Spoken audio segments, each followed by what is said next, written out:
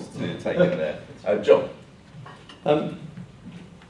We're in a really difficult situation. Just consider that in the Scottish referendum, when the banks said that they would leave Scotland, in independent Scotland, because the currency plans of the First Minister and the SNP were so cracked, a huge chunk of people, 45% of the population, trusted the politician and not the banks. And Alex Salmond is the least trustworthy of a profession that doesn't have a very high trust rating.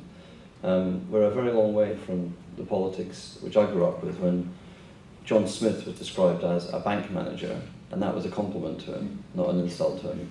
That sense of where business is, if business is less trusted than politicians, then we've got some real difficulties, because like I'm a Labour Party member, I'm a Social Democrat, I'm very relaxed about capitalism, because we need capitalism to create the wealth that we want to distribute and redistribute.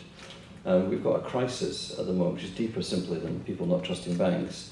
There was a poll by Andrew Cooper's company, Populous, just recently, which said that half the population think that the greatest threat to Britain and the future of Britain is big business. 19% think the trade unions. That is a very, very bad figure for anybody who cares about the future of the country.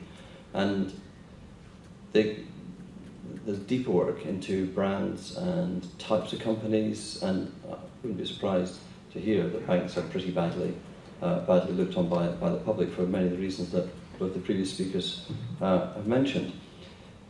The public are quite canny about this. The brands and the companies they most trust are supermarkets. It's not because they deal with a staple like food, because they hate big food companies. So why do they like supermarkets but hate big food? Well, big food tries to feed you far too many calories, make you unhealthy. Supermarkets work in a very, very competitive marketplace, and people see supermarkets actually, they rise and fall with the marketplace, and so there's something about better and better competition which actually does reassure the public. And I mean, I think Ed's speech was an interesting speech when he talked about predatory capitalism. It's not that it was sophisticated analysis. The responses it got were quite telling, which is that it's some kind of Marxism to say there are good companies and bad companies. There are good companies and bad companies. One of the problems that we have in supporting a market economy is a bit like the cops used to be all the time and are less so nowadays, which is that all companies stand together and defend each other, whereas actually we need some companies to say that's not the kind of thing that you should be doing. That actually is the wrong kind of behaviour. They all know, all the companies know who are the predators and who aren't the predators. And while it's very glib to talk about black and white, good and bad capitalism, there is behaviour that's bad, and it can't only be dealt with by the regulators. There's a peer group pressure, and we need that to be mobilised. I mean, Michael mentioned Piketty, and so just to move on to my advice to the Tory party, I think a big mistake was made this year by Cameron and Osborne. If I'd been in number 10 working for the Prime Minister, I'd have said, get Piketty in, make a speech and say, this is serious. There's a serious concern when a book about inequality is the best-selling non-fiction book in the United States. There's a big issue here, and that we, the Conservative Party, understand this issue better than anybody else. We're not going to let the Labour Party own equality and inequality. They can't manage an economy, they've shown that. Why do you trust them to manage equality or inequality? We're the only party that can deal with equality. And I think the failure of the Tory party to make a march into the area of equality and poverty and redistribution was a failure of imagination, actually, not a failure of nerve, because I don't think people even thought about it and then said, no, we won't do it. They simply didn't think about it. Oh dear, sir.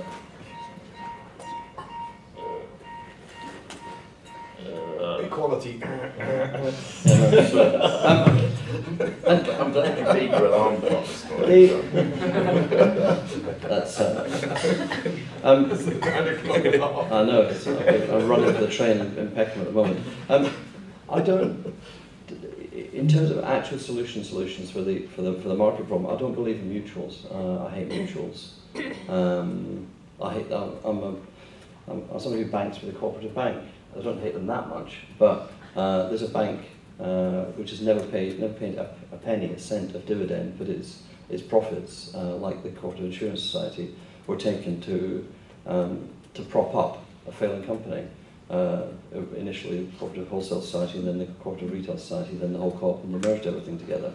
The problem with mutuals is they are very, very bad at managing hard assets. PLCs are very good at managing assets. Governments are pretty poor at managing assets. You saw that when railway privatisation is a good example. After railway privatisation, well, before railway privatisation, there was a massive attempt to try and find out what British Rail actually owned, and there are hundreds of alienated assets. If you take the cooperative, if you ask older people in any neighbourhood in the country, they can tell you where the co-op used to be, and actually where the co-op dairy used to be, and you can bet that a proportion of those buildings are at some point owned by the cooperative. They don't know where they are. Assets get alienated by mutuals, and they don't manage them properly.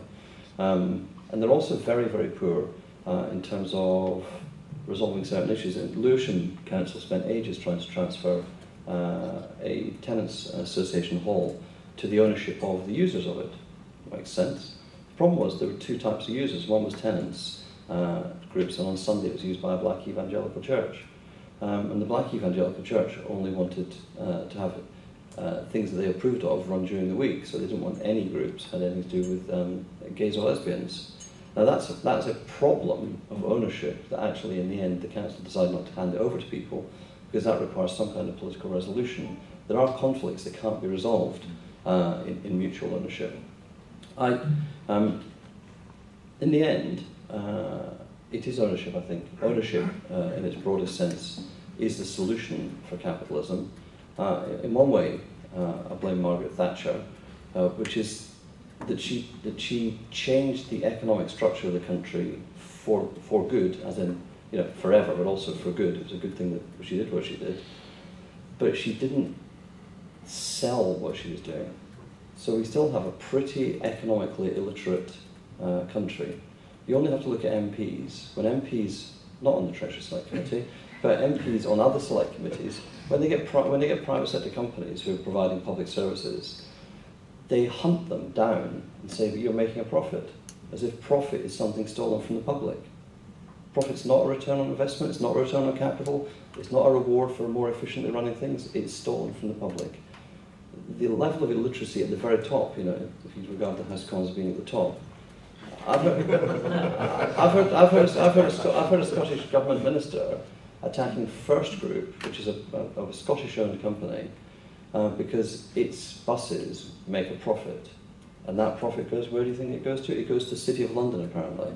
That's where the profit, this is a minister, and a Scottish government SNP minister.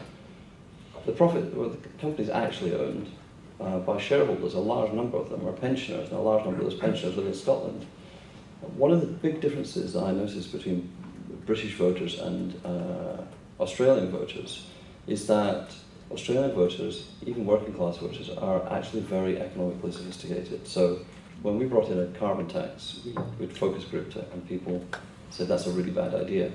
It'll make prices go up, and we said no, that's not true, because we're only going to apply this tax to companies. And they said, yeah, but they'll just pass it on through their prices. And I remember talking to one of the leading members of the Labour Party. He said, why do they think like that?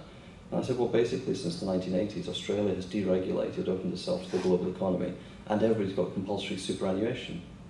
And the consequence is that everybody actually watches their super funds. Everybody watches stocks and shares. They're owners in the broadest possible sense. So there's something about the ownership in our country which isn't right. That the only form of ownership which has got into people's minds is home ownership, and that was a brilliant thing that Margaret Thatcher did, selling council houses. It's liberated so many people and given them capital assets. We need a broader sense of ownership and a broader set of assets that people own and that people actively manage. And I think that's part of the solution. We still have a huge problem with whatever you call them, good or bad capitalists and predatory capitalists. We've got a huge issue with people's view of the return on capital versus the return on labour. But But part of the resolution of this is not simply getting the markets to work more effectively, it's actually to get people to own things more effectively. How do you prevent a sort of repeat of Royal Mail in terms of if you're trying to privatise a state asset to ensure that it's not just the smart, financial literate city boys who are cashing in? How do you ensure that the general public are sort of seeing the benefits of this sort of mass share ownership you talk about? You see, I'm like Michael. I was actually doing policy on London when the idea of the super sewer was first come up with, and it's two things. One of them is it's a completely ridiculous imposition on us by the European Union, and the second thing is it's a complete ramp on the customers who live in London. So I think I'd be very happy to see certain assets just given to the public and then let them trade them if they want to. Let them make good or bad decisions, let them take the turn on the market. And I think, let's be absolutely clear about this, nobody runs BIS, not even the current Secretary of State for BIS. You know, I wouldn't, by and large, I wouldn't let civil servants privatise anything. I wouldn't let them run anything either, so kind of there's a bit of a paradox there. But there clearly was excessive caution in the advice about the price and about all of these things. Just as, you know, at the other end, there was excessive optimism when they gave the advice about raising tuition fees and paying them back. Can I just add half a second on that? It was from a technical standpoint, it was a very, very poorly executed. Just whatever there's it a really issue. got very little to do with, as it were, the merits or demerits of privatisations or that. Just very.